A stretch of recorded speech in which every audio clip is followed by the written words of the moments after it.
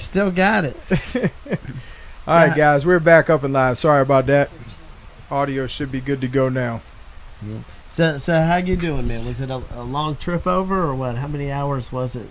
Only a couple hours, about 3 hours. I think we took our time, stop and eat, Joey, and grabbed a little refreshment a couple times, but enjoyed it. Nice trip. This technology they have today with all you have to do is put the address in and you just follow the directions. Ivan Koloff on GPS technology. What you think about that? Yeah. I love it. It's much better than smoke signals and all these drums and everything. I'm getting tired of that stuff. Well, we were just on off camera a second ago, and you were telling us a funny story about a wasp nest that you encountered. I guess was that at your house? Unbelievable. Yeah, at my house, up on the roof. I don't know why they picked this place, but American wasp. What can I say? And here I come out. I guess my head looks appetizing or something. I come out, and we have some strays that come up, and we're animal lovers, so I try to take care of the strays, kitty cats and that come up and feed them outside. Stepped out there like doing my good duty and was feeding, and right away, last night, same thing. Landed right in my head, stung me right away. And, oh, man. I turned around and I got lucky and I slapped him. He fell. And at falling, he fell inside my door. I followed him inside the house, and I had to hit him a couple backhands up against the wall and the window where he took a bump on the floor. And then I stomped him 2 or 3 times. Good thing I didn't have my boots on, or I would have really finished him off. But I finally got him, and then the same thing today. I said, surely I'll be all right today. Didn't even stop to think of it. And the same thing happened again. Stung me in the head, and I said, I'm going to get you. And I went and got a can of, wasp spray, and I sprayed that area real good. Came out later. We seen one buzzing around, but I think he got the message that I was a little unhappy about that. Yeah. I love it. We got a couple comments coming in here. Yes, we are live, and we have a question here. Ivan, how bad getting slammed in the ring feels, or maybe it doesn't? They want to know how it felt to get slammed. Well, anymore, it's, of course, I don't get slammed too much in the last few years.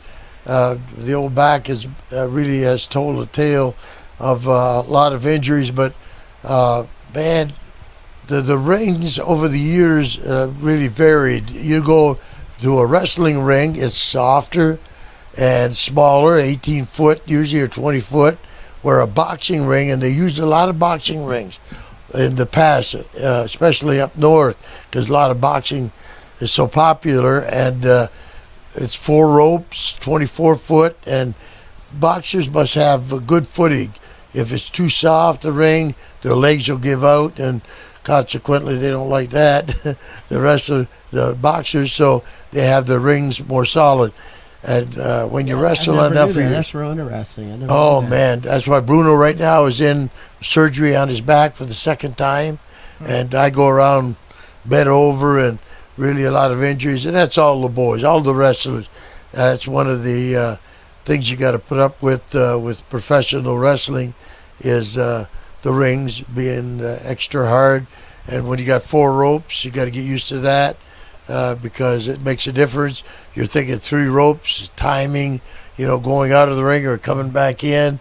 When you hook it, to flip yourself out, and you realize that, I got 4 ropes instead of 3. So it really makes a difference, but it's been a situation where a lot of times I've misjudged it simply because of that, and landed pretty hard one time in Pittsburgh on the table. The commissioners always give you a hard time, athletic commissioners. So, of course, to us, they're the bad guys, they're trying to make us stick to rules. So I said one time, Bruno was obviously backdropping me, so it was close to the rope. I went right over the top rope and landed right on their table. The joke was on me though, because it turned out to be an oak table. Oh, jeez. Very, very hard.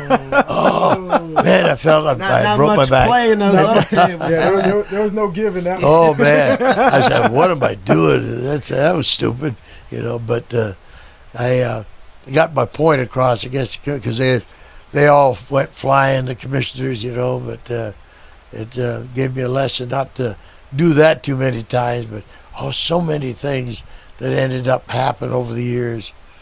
Oh, I could went to stories about people taking elastic bands and taking a nail and bending it and shooting it, trying to hit you, coming and going from the ring, especially after the match. They're really mad at you. And I showed up. I remember one night as I was heading to the dressing room that I had a real bad stinging in my forehead.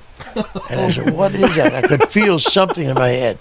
And got in there, looked in the mirror, and I said, "A nail stuck in my head. It was bent, but it was right through the skin." Almost like a fish hook. Yeah, they hooked my head. They sure did. Yes.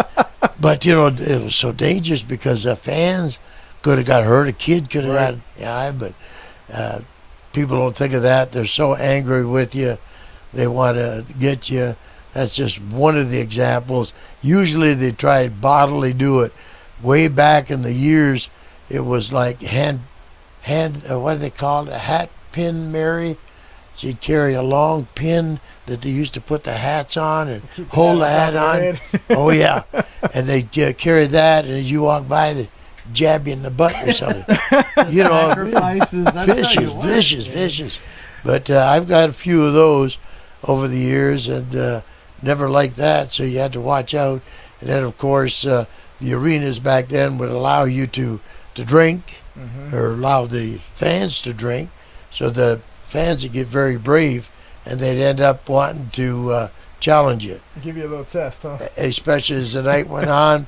By the time the main event got up there, they're real brave. If they didn't attack you going to the ring, it was coming back from the ring to the dressing room. Even though you had an escort of police, it was like you had to fight your way. That's why I always kept a big partner, guy like Dick Murdoch or Sweet Hansen or Nikita, somebody that I'd, you know, of course I was watching their back. Right. I'd be behind them just to protect them, you know, of course.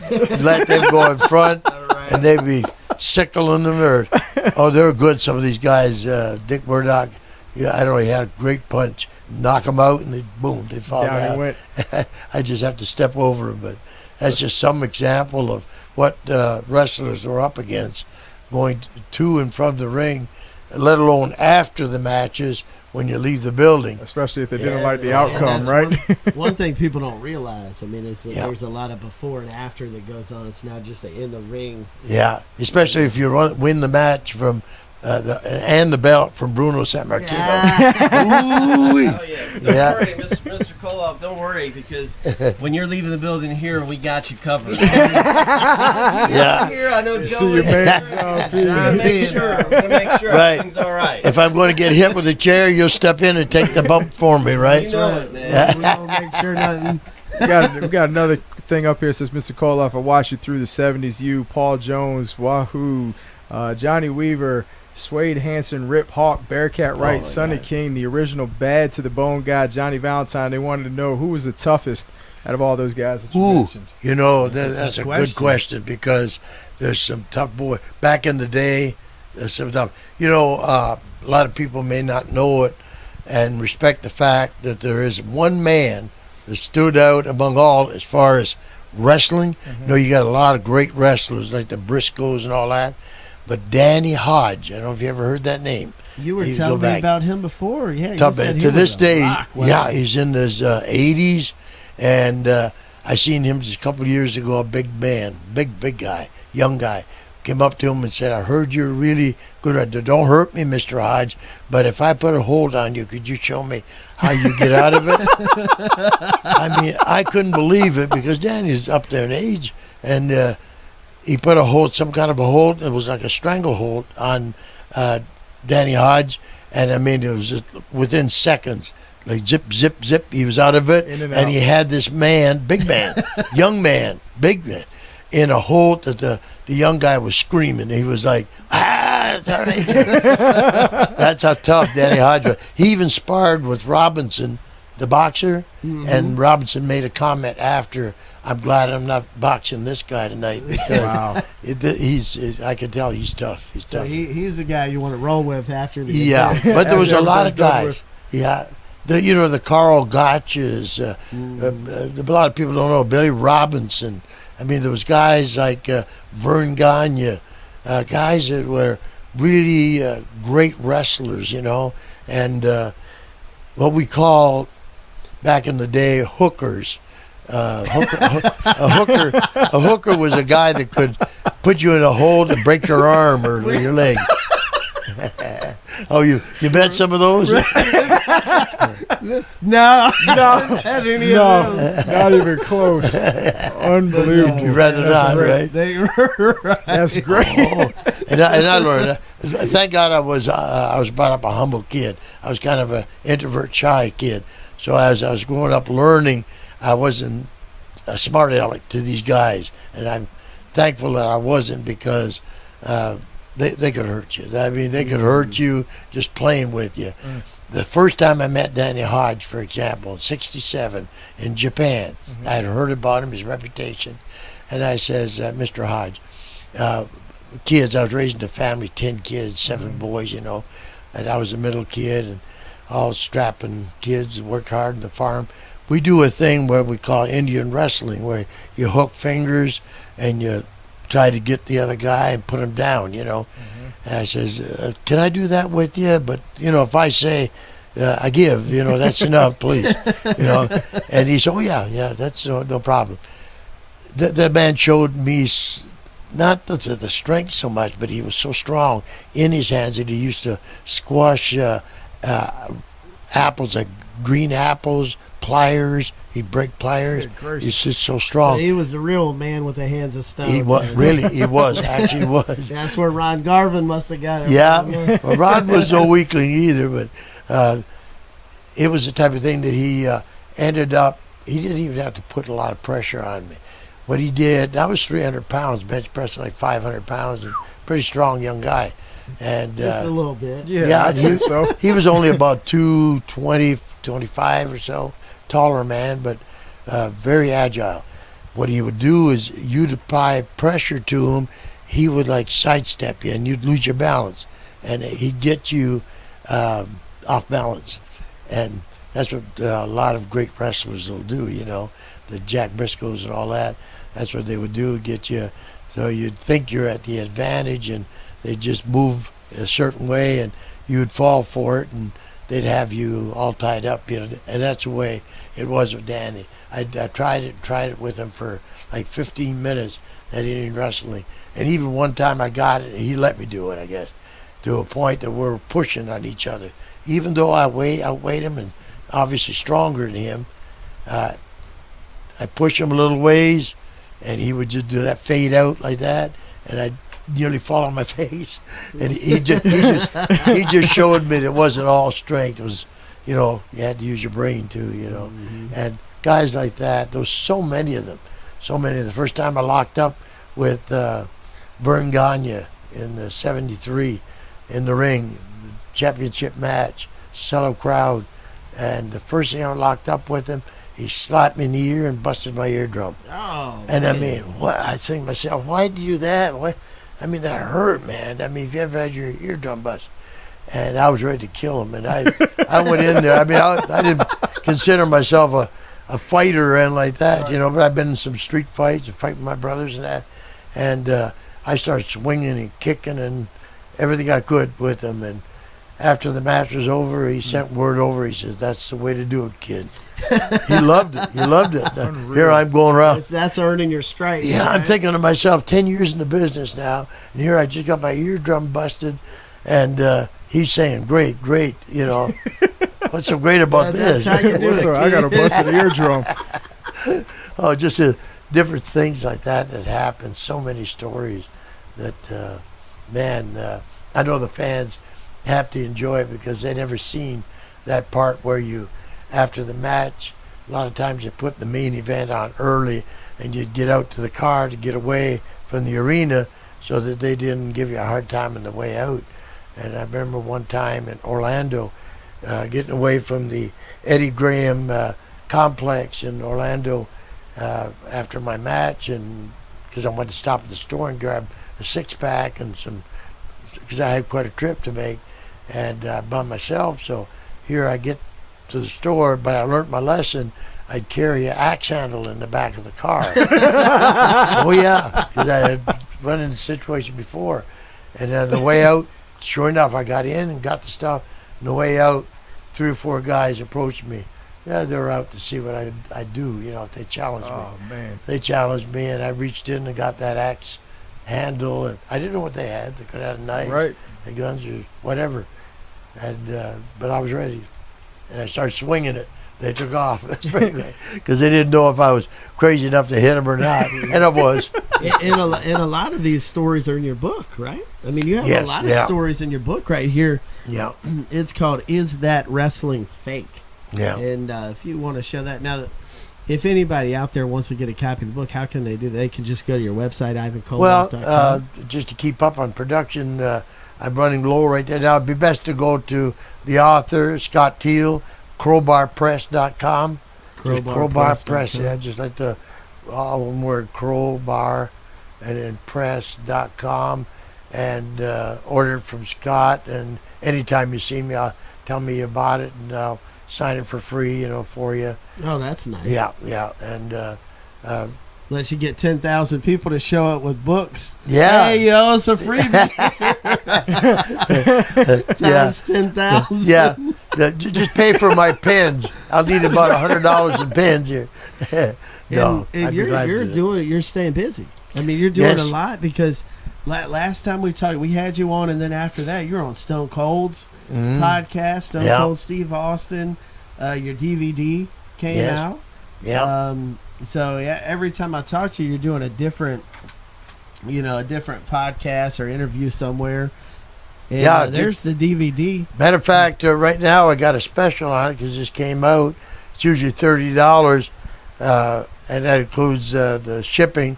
But right now, it's $25, and we'll ship it to you, autograph it. Just tell us who you want it autographed to, and whatever.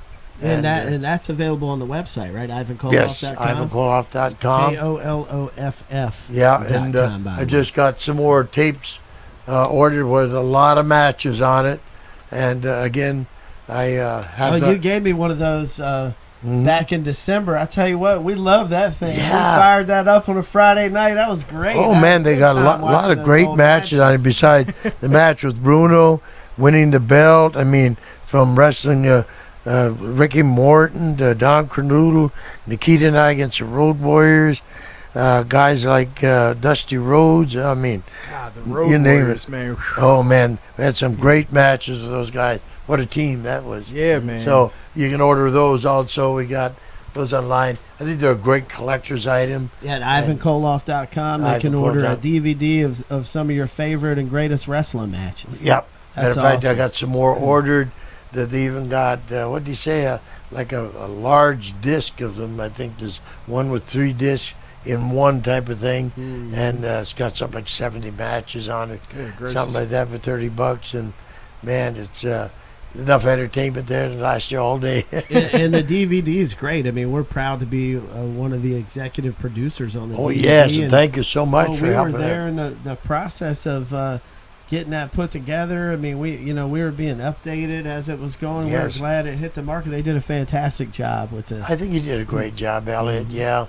And on it, as far as putting it together, he's got some on his website, Elbow Production, but you can also get them off of our website, preferably off of mine. That way you get an autograph.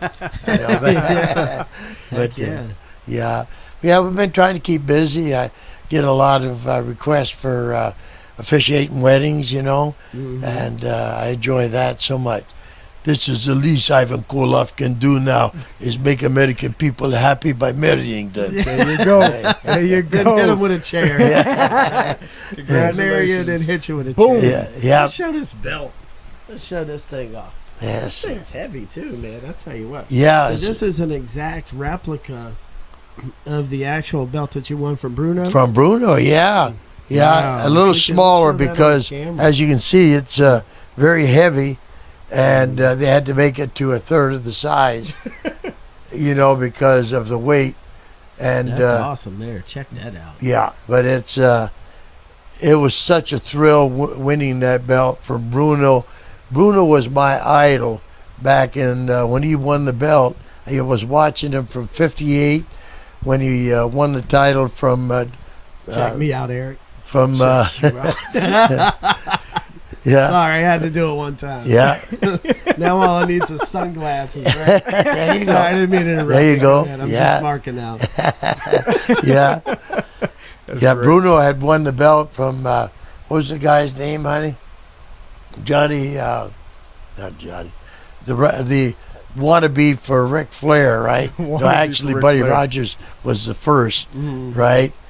Nature Boy, and Rick sort of copied him, but I think Ric Flair really did a real good Nature Boy, the best, I think. Oh, yeah, Yeah, definitely. And then but- Buddy Landell came along and tried to do the same thing for a Yeah, little bit. for a and little it just bit. didn't work out for him. Yeah. But Didn't work out so well for Buddy Landell with that. But I had the pleasure of winning that belt, and to watch Bruno in the late '50s as a teenager, right up until he won the belt, and then in '63 under a different name, I got to wrestle him in Pittsburgh. I tell that story in my book, and then later on to come back and wrestle him in 1969 for about a whole year around the New York area.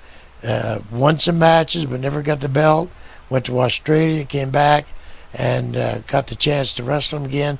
Won the belt, fair and square, knee drop off the top. But that dirty Pedro Morales, he ended up cheating me out of it. Stuff you never forget, right? Yeah. He's in the hospital now, right? Yeah, I'm Pedro? sorry to hear that too. Pedro was quite a great warrior for the wrestling, man, and I'm sorry to hear that. Keep him in prayer that Pedro will come out of it and be his crazy, wild self, because I really enjoyed wrestling Pedro, and a lot of the wrestlers over the years, man, really stand out. But that night when I won the belt from Bruno, what an experience that was. The people went so quiet, you could hear a pin drop, and then for to be so scared to leave the arena after in the cab because the fans were trying to upset the cab. There was a That's crazy. realization That gets scary. yeah, when it's like the that. people loved Bruno to be that upset, trying to get even with us, upsetting the cab or trying to. And I tell you, every time we do a show, when you come to these shows with us, that's what people ask you about the most. Yeah. You will have a line of people, and you're so good with it because Mm. people ask you the same thing 50 times in a row. A different guy will ask you the same Yeah. question this guy did. It happens 50 times in a row, Yeah. and they always bring up the Bruno Sammartino match. Oh yeah. And you're so good with it because Yeah. it doesn't get Yeah. old to you talking about No. it, and you're just as nice to the first guy I in line appreciate as that. you are to the 100th guy. Yeah, in because line. I'm so Yeah. respectful of the fact and in awe still of the idea that I got a chance to wrestle my hero, and he was such a legend and is such a legend. Bruno, matter of fact, keep him in prayer. Also, he's getting some back surgery, I understand, right now too. I don't know if I was supposed to let that out of the hat, but at Breaking his news, late ladies and gentlemen, 70s, breaking news. yeah, Bruno really went through a lot too, and he had surgery 3 or 4 years ago on his back, and unfortunately came back to haunt him here again. And so there's nothing wrong with asking for prayer, because prayer works, and I really like to Yes, it see does. And Bruno make a comeback. the last time we saw Bruno was in Richmond, and you were at that show too, Yep. the Richmond show, and that was, what was that, 2-3 years ago? I think About it was. 3 years and, ago, yeah, I think. Yeah. And Bruno, he looked pretty good. He was actually Oh. walking around the show. Yeah. It looked like he was mingling or shopping on the Yeah. floor, and he was walking around on the floor to the different dealers, and Yeah. I mean, he looked great. Yeah. He looked like he was in good shape. Hey, man. There's Oh, AG. What's up, AG man? popping in with us. Come say hi to the guys on here, man. I got a great story to tell them about him too. Okay. Oh, yeah? Bruno? Oh yeah, Okay. involves Longhorn Steakhouse. Okay. Oh. Good deal, man. You have to grab a chair, man, and come on in here if you. I know it's got to be a true story. That's right. Yeah. It's AG just not a came story in the unless it's true. And we got a couple people, man. They want to know, like, how much is everything? Is it improvised? Do you guys do some actual pre-match, Right. preparation before you guys actually go in for those bigger matches? Wrestling has really changed over the years, and so many people ask that question. Back when I started, there was no talking. There was no talking whatsoever. I mean, I never even got to talk to or meet my opponents at the beginning. It was the idea that I might know who some of them were, that I even went on TV, like in Toronto, my second match, and wrestled John Fody, which was a guy that was tough. And I didn't know it. We had, I think it was a 15-minute time limit, and I was trying the best I could to, show off or try to do it, but humbly, without getting this this guy that was so experienced hot at me. But I ended going the time limit, and I was surprised. I was so surprised when they rang the bell and they said it was a draw. Right. And because I figured this old timer, his reputation was he beat you at any second that he wanted to, and he never beat me. And they called me aside after on the way getting out of the ring. Lord Lathan, I remember a guy from New Zealand, tall man, commentator, and he said I was wrestling as Red McNulty back then, trying to be incognito so I That didn't was get old school. There. Yeah. That was what, 70s, right? actually 60s. Early yeah. 70s, late 60s. Yeah, Okay. it was actually early 60s right through to the mid 60s until 67 when I went to Montreal. But I even went to Japan the first time as Red McNulty. I was told, you wrestle under a different name because at first what you do is you get a bad record because you're not experienced and you get a lot of lost record. That doesn't impress the promoters when you want to finally make your move. So I took the advice, and it was good advice. And Somebody ended up, actually, somebody actually asked. They want to know how you got the nickname. yeah. How did you get the nickname? Yeah, Was they that gave something me they the gave guy it to from you? from the wrestling school I went to, Jack Wentworth, Hamilton, Ontario.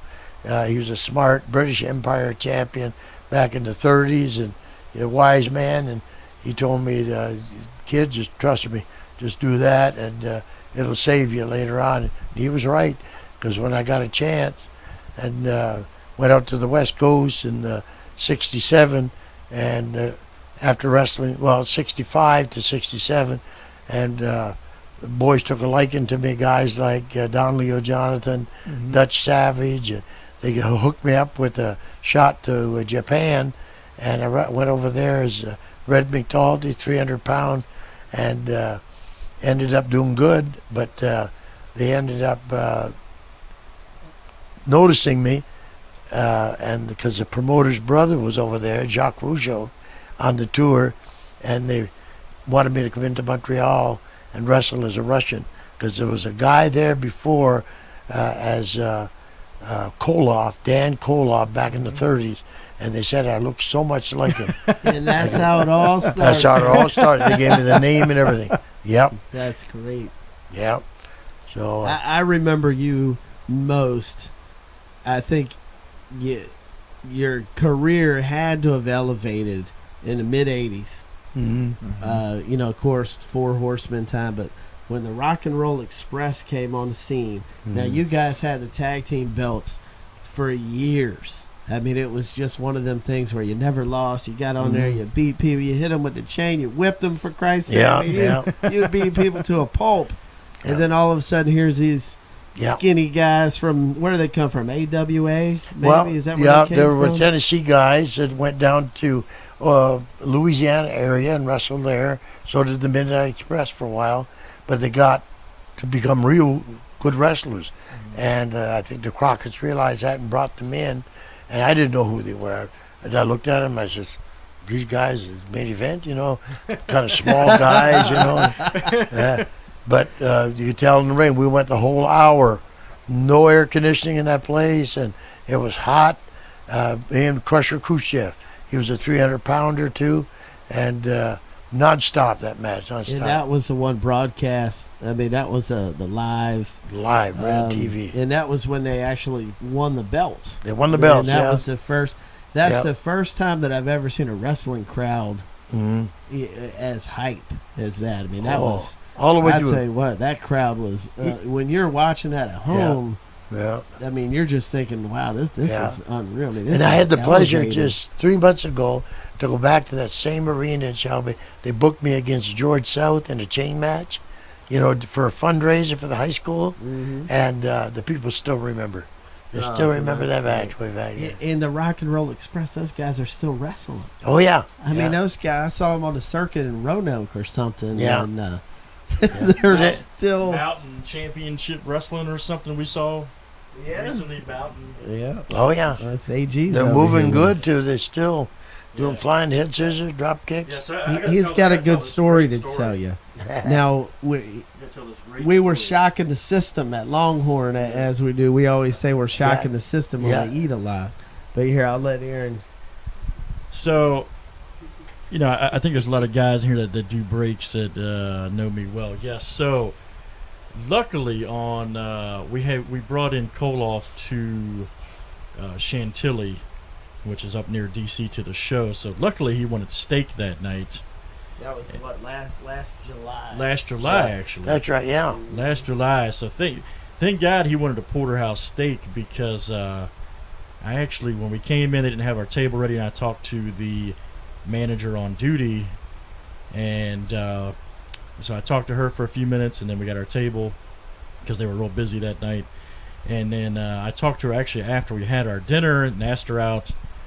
And thank God Koloff wanted steak, so we're now married. So I have you to thank for that, man. Yes, yeah. Thank God you wanted the steak because we might have never gone to Longhorn that night. So that's a very true story. Yes, ended up marrying the lady, right? Yeah, that's right. Yeah. The time we're there. And she's still putting up with you, right? Yeah. Yeah. She's about 10 yards that way. So is that right? She's about 10 yards that way. Yeah, So. yeah. So she's the I guess the head that turns the neck, or how do you say that? Say it again. She's the neck that turns the head.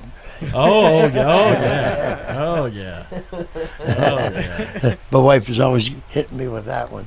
Right? That's good. So I don't think I ever shared that story of actually how we met because we took you out to dinner that night. Yeah, that's good. We rocked some. I think you and Mrs. Koloff shared a 30-ounce porterhouse. I myself ate a complete 30-ounce porterhouse. Yeah, I noticed that. I ate one myself. Yeah, I don't share. Yeah. So. Yeah. But So thank you, man. I told you that back at the pleasure. Joey's wedding right here. That I have you to thank for meeting Mrs. G. Yeah. Miss Kalina. So. Yeah. That's great. That's a great story, man. Guy I grew up admiring actually helped introduce me to my wife. Yeah, may you have many, many years of happiness and health, brother. That's the plan, man. Till death do us part. That's right. Yep. And that's when I said those words, I meant it big time. So. Yep. You meant it. That's right. Anyway, so that's all. I wanted to share that with everybody. I thought that was a real cool story. Yeah. So, thank God you like steak, man. That's all I got to say. Yeah. Oh, yeah. We definitely, how do you call it, Joey? We ended up... shock the system. Shock the system, that's what we do. That's how we roll. Yeah, that's why we look so good. That's a secret, though. You can't let the secret out, though. Yeah, that's where you keep your weight just right. Right? I tell you what, we've ate a couple times so we couldn't walk, and then we ordered dessert too. I was pushing that bread pudding on you guys and stuff. It's great. It's great. I've been to one show with these guys, and same thing. Longhorn Steakhouse, full spread, got a nice steak and everything like that. And then here goes Joey at the end of the daggone meal saying, "Can we see the dessert menu, please?" And I'm like, "You've got to be kidding me, right?" And he's like, "No, I just have to look at it. Just have to see what the options are." Like, I'm not even going to be able to walk out of here. So, Before we took near. When we had Mir in. Yep, Frank Mir from the UFC. He went Longhorn 3 times in one day. Yeah. Eater too. He loved it. We like Longhorn. Yeah, big Longhorn fan. Yeah, that's right. All right. Good place to eat. A couple guys want to know how you came up with the claw. You know, I think that was the first time I ended up really using it was simply because I wrestled Dick the Bruiser. And he had a thing where evidently his claw would end up beating anybody, right? And at that time, I was really had a big kick at working my stomach. I even did a thing where Jimmy Valiant was there, and we started. Yeah, I was doing like 500 crunches and right there in the set, and leg raises and everything. Just I got my stomach in real top-notch shape, and we'd have him each week come in, and we had got to the point where he'd get up on the second rope, jump off on my stomach with 2 feet, then the top rope, and then we brought a step ladder in. Pretty soon we got it. He's up the step ladder to the top, jump off on me. I think the last time we did it, I think he even twisted his ankle. He jumped off just to show how strong, my stomach was against the Bruiser's claw type thing. Right. And then I had to show, of course, the claw. I could do something with the claw. Well, with Dick, of course, you could never outdo his claw, but I started really using that and claiming that I could outdo him, but I never ever did. The guy that was really the guy that was known for claw was Bear Von Raschke, and of course he used to put people away with that thing. And Blackjack Mulligan, the big hands, but Blackjack Mulligan. But to this day, a lot of people I think confuse me with the Baron Von Raschke, but that's the only time I ever used the claw type thing to show that my claw could beat his claw. And there's no way he could put it on me because my stomach was so strong. But I ended up wrestling Dick in Indianapolis in a cage match. Came off the top of the cage, and I had him down there hurt, and the whole thing was a splash, but he ended up moving, and I landed my stomach, and that was what supposedly softened my stomach enough for him to get the claw on me. And if some of the guys want to see some of your old matches, of course they can buy the CD with a bunch of your matches on it at your website, IvanKoloff.com. But I also, on your website, if you guys just surf around the website, I think there's a match of you and Ricky Morton on there. Yeah. Do a Russian chain match. Yeah. And if you still got it on the website, I know I saw it a while back on there, and that was nostalgic to watch that. Yeah, so cool to see. I believe the match with Bruno's on what is it? One of those sites out there. YouTube or something. YouTube, yeah. YouTube, yeah. Which is great because one of those sites that does video. So let's saying that nowadays. Let's run it down, guys. Today we have had promos for one of those sites and for GPS. Brought to you by Ivan Koloff. Put the plugs in, right?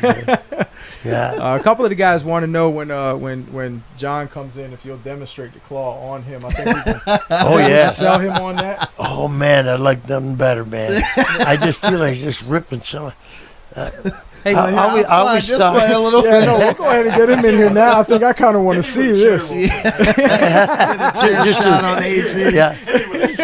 Just with a chair shot. Just get it hardened up. No, man, I think he's good. Hit you with a chair shot one time. You got to come for the chairs. Those guys would love that, man. Yeah, they've already asked. Would. They already asked if they paid us a certain amount of money on PayPal if he'd take a chair to the entire daggone studio. But I don't think Joey's down for that one. So no, we don't want to break windows and stuff in here. Hey man, look, if John doesn't want to come in here, man, you can throw the claw on me. Yeah. Oh yeah. I will volunteer. I'm the newbie. I'm the rookie. I mean, abuse me. I tell the guys on here all the time, man. So well, we need to get you coming off the top rope. Stick something in one of these corners. You can come off the top rope on somebody. Top there. I know. I tell the story. I probably told the story before, but Ernie the Cat Ladd and I were tag partners up in Quebec when I was up there in 67, 68. We're the tag team champions and a big riot. Mm-hmm. They filled the ring up with chairs because they thought we were going to beat the Rougeos. And the French people up there, no, you don't beat their guys, you know. So they let us know that they were going to join in too. They chased us all the way to the dressing room, and I was boogieing to get out of there. Believe me, the chairs were flying. There was spaceships up there with chairs. I mean, and just as I got to the dugout, because it was a hockey rink, and I had to look back just to, here's a chair coming, boom. Never got hit all the way, and got ripped my nose half off. I had to go get stitches. But goes to show you, the fans, you don't want to get them too upset with you. They'll tear a good one into you. Yeah, wow. I think the first time I met you, you pulled out a knife, and you showed me this knife that you were carrying with you at the time. Yeah. Where somebody had threw a knife at you. I guess Open. you were in the ring or leaving the ring. Down Florida. In the back of the handle, hit you in the back. Yep. But if it would have went the other way, could have had a serious. And I can't imagine somebody doing that with the idea of kids there, fans, you know. The idea of hitting one of them, you know, taking a chance. I could see them wanting to hit me, but, you know, missing me and hitting one of them. But, we're always looking for big hits around here. That's right, hey, yeah. We're always looking for big hits here at Friendly Box Breaks in our boxes. Oh, yeah. And but you've always been looking for big hits everywhere else. Ways. Oh, yes. So that is awesome. And I got to tell you, if it comes down to me and you in a wrestling ring, I'm going to be probably looking for the door, man. I'm not going to take any chances. Yeah. I'm not taking any chances at all. Yeah, well, I can still talk quite a fight.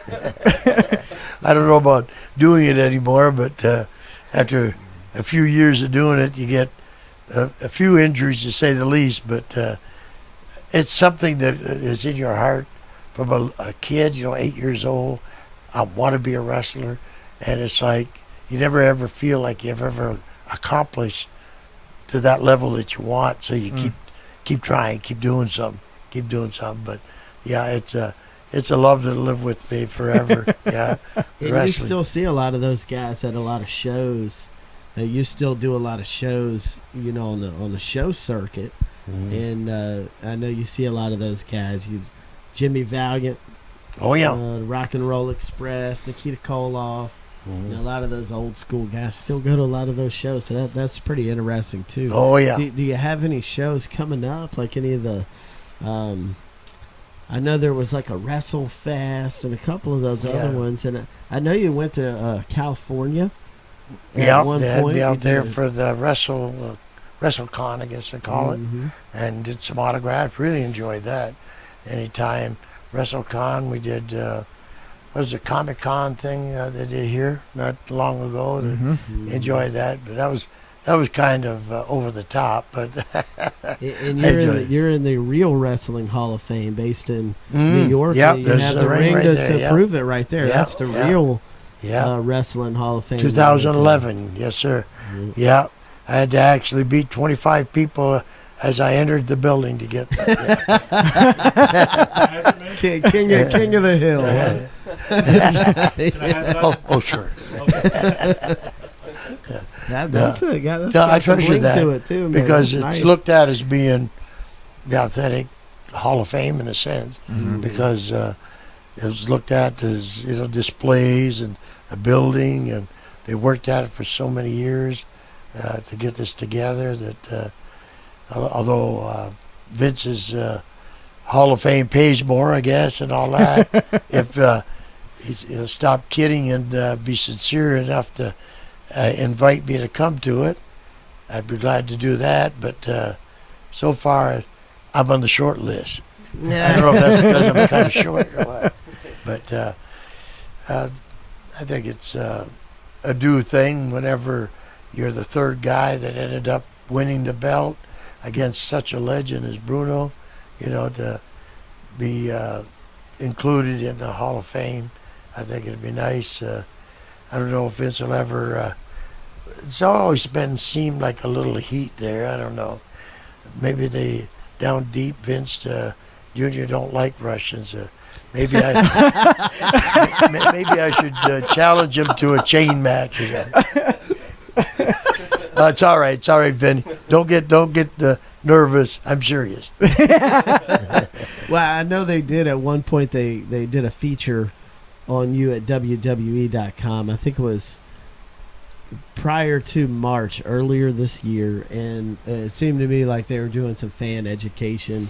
You know, some of the new people, they were educating them on who you were, because they had a nice little feature with you and Bruno. Yeah. At WWE.com. Yeah. So that was good to see. Yeah. Good to see. Anytime. Yeah, you've had such a big impact, and kind of paved the way for a lot of guys, and so people don't realize that, and it is good that they do educate the public like that and let people know, hey, this is somebody that helped create some of the props that some of the things that you did were so impactful.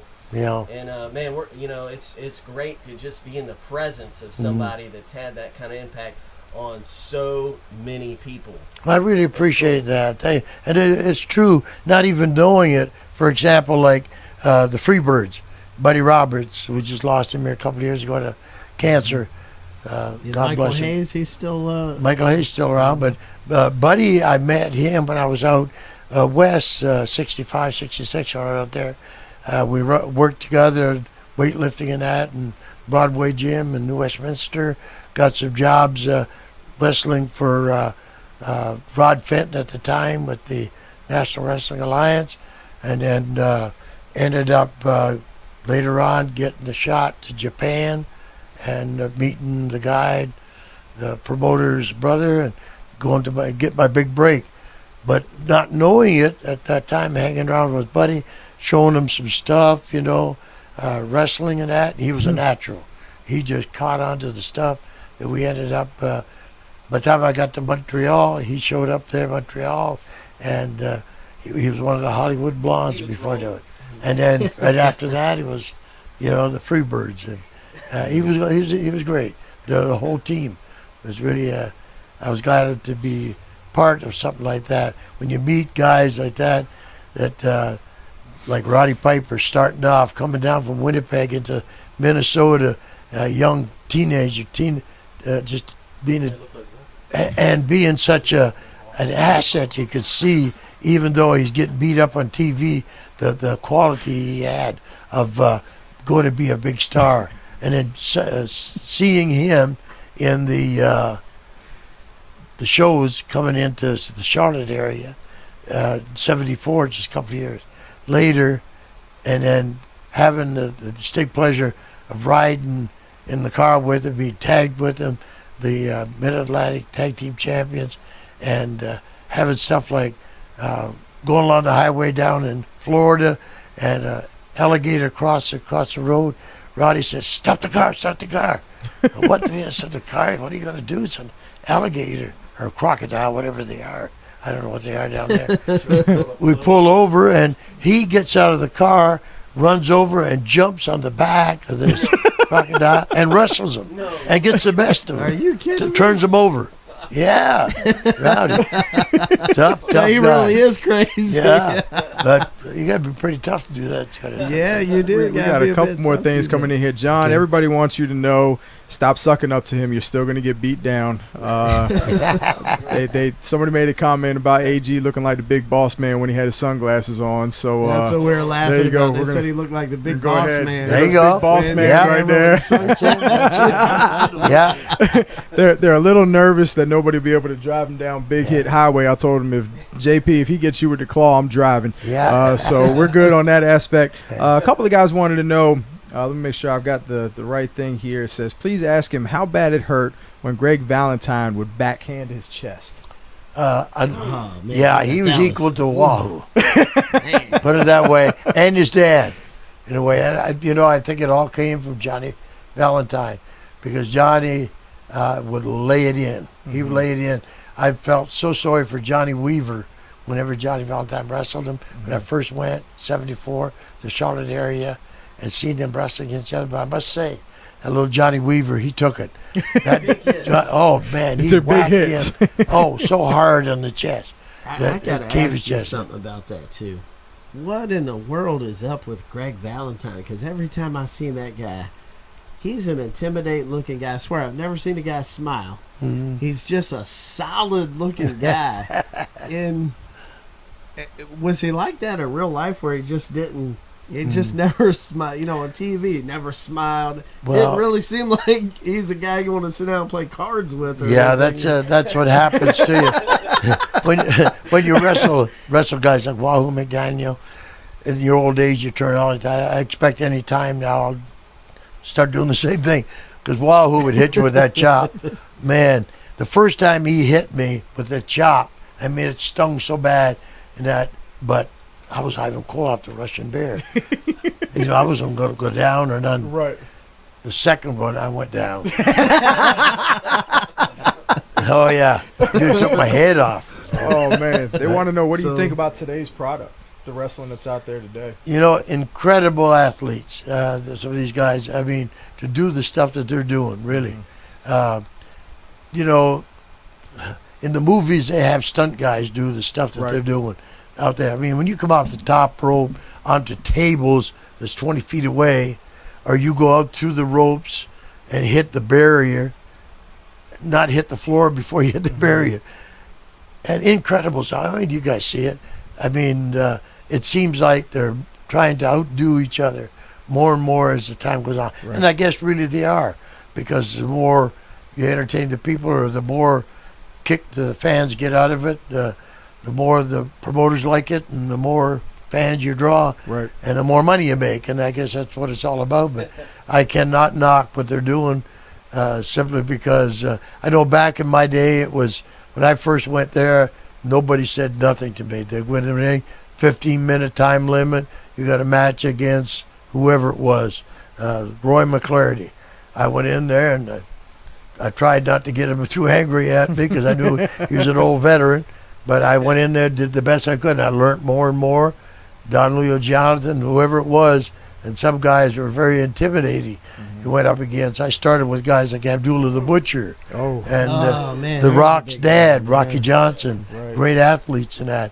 And whenever you went in there, you knew that you're intimidated right off the bat, but you were going in there with the idea of, I want to learn, but what do I do? Right. And you just sort of stay back a bit and let them do it, and you try to get out of it. You know, is the best bet. That's what I found. Right, Uh, following that- their lead as yeah. a newer guy. You were Yeah, following but some of their as the lead. time went on more and more, it just seemed like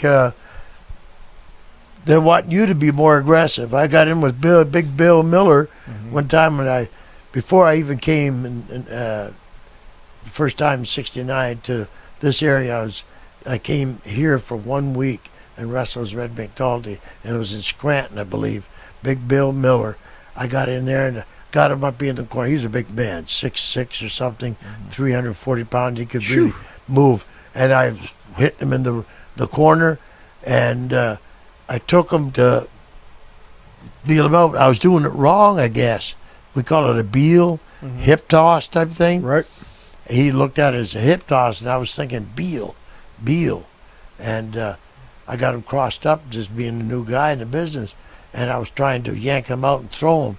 And he showed me the difference between me trying to do it and him going along and doing it. Right. And he took off, and he flew in the air, and his feet hit the third rope on the other side. Wow. And I went over and I said, "Oh, Mr. Miller, are you all right? I'm sorry." I thought he was mad at me because I pushed him too hard or something. But he loved it, of course. That was his athletic skill helping. Yeah, helping me learn something. That's But I awesome. mean, that was all he gave me. Live But right in the ring. yeah, right away. Wow. It showed me by experience there. But as the years went on, more and more it happened to show that they were trying to control things more. You know, as far as you do this, you do that, or and then it got to the point I knew Junior was a type of person that producer. He wanted to change wrestling to where he could control it all, and I could see it coming even with when his dad was around, and he ended up finally getting his chance to do that. But I really think that took the mystique away to some degree, even though today they still are doing things that are not approved of, I suppose. I don't know how much hot water they get into because they do it, but that's between them. But I could tell as the years went by, more and more was being choreographed. Is that what you say? Yeah. Yep. That's what they were asking about earlier, whether or not it was, improvised or if it was. You got the right word there, choreographed. So. But I really think that even to this day, there's so much money involved that the jealousy, the envy still comes in there, and the guys, just like in the old days, end up resorting back to, hey, I'm not going to look terrible and get beat too. Right. Yep. So they pull a double cross, or they'll do something to look good, and causing the other guy to get hot at him, and maybe mix it up a little bit. And that promoters love that, of course, because then it really looks the part. I guess they like it. Maybe they don't like it, the idea that you went off script or whatever. Right. I don't know. I'm not wrestling these days. So I don't know how they're doing it.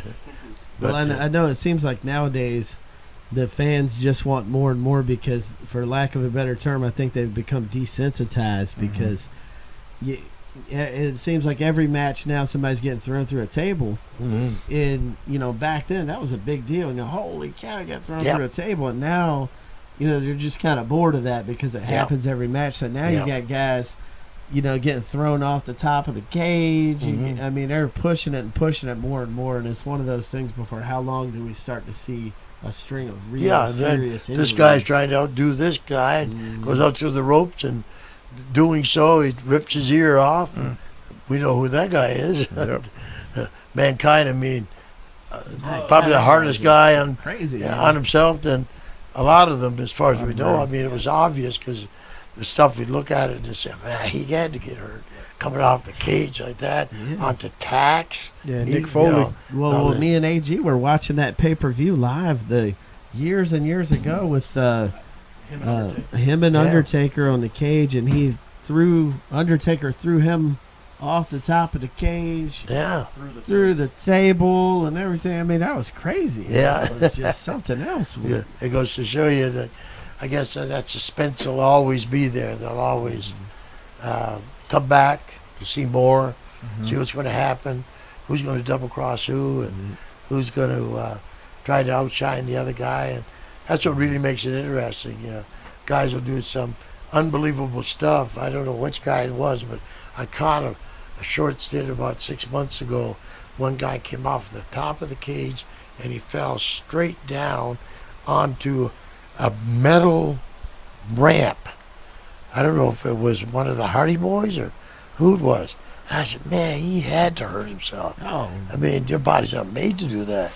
Yeah. So consequently, when you do stuff like that and you get hurt and the people think, oh, it's all prearranged. That's not prearranged or not. Neck brace, back surgery. No, that's just part of the show. Must be a fake doctor too, right? That's why I'm going around saying, like, I got a shoulder here right now. It's the rotary cuff has been tore for the last 30 years. Oh, gracious. And never fixed. Bicep broke, tricep broke, shoulder's been broke, hitting the post, wrestling Dusty Rhodes down West Palm. Fixed 2 years later because spurs developing in it. But right now it's back to the same thing. Can't get it up and around because it's spurs have developed back again. A knee that's blown out, that's been blowing out for 30 years. And the laundry list just continues. An ankle that I went to a specialist to fix because coming off the top rope, notorious for making spurs on your head because you put all the weight on your left leg, protecting the guy from his throat. You all the weight on this side. Bockwinkel's got the Iron Sheik, a number of other guys. I got one of the same ankles. I went to the specialist to get it fixed. They said, we'd advise you not to operate out the trauma in your body be too much to fix it. Wow. But those guys were just faking. Right. I said, come on, Oh, they're man. not real athletes. They're just faking that Yeah, stuff. even in football, they get better protection than that. They get to wear knee pads, ankle pads, and And then you guys did shoulder it pads. sometimes 365 days a year. Oh, yeah. I mean, that's Oh, yeah. And more sometimes because you wrestle 2 or 3 times a day. I mean, that's not man, I couldn't imagine. that's not really complaining about it. We're talking about wrestling and the history of wrestling and how it's progressed and all that. It's just the facts. That's it. You know what I mean? People say to me today that wrestling's fake. And I compared it in the book to Evel Knievel. I said, even if they knew what they're doing, even if they practiced what they did, they're breaking their arms, their shoulders. Guys are dying in the ring. I mean, you can say what you want. That's dangerous business. You know, so. One of the guys wants you to know that JP said that wrestling is fake. So I'm telling No, you, yeah. they're not going to let you get away with They not want you to giving put him the the claw claw on It is John. They're fake? trying to Yeah. say John said it's John all said hogwash. it's all hogwash. John, you say that, John? John, Oh, you he, saw- he you went see, out the he door ran. already. He ran. He ran out of here, Yeah. so He knows it is. He's a couple miles away. But I tell you what, we got to take a quick recess. I'll warm it anyway. up. you warming up. Uh-oh. Y'all heard it. He's So warming it up. We're He's going to take a warming it up. recess, and we're going to let John get set back up. So if you guys give us a couple of minutes, we're going to get set back up. Take that quick break, then John's going to come on. We're going to switch that out. So we'll be back here in just a few minutes. John's going to be on, and we'll see you guys in just a minute.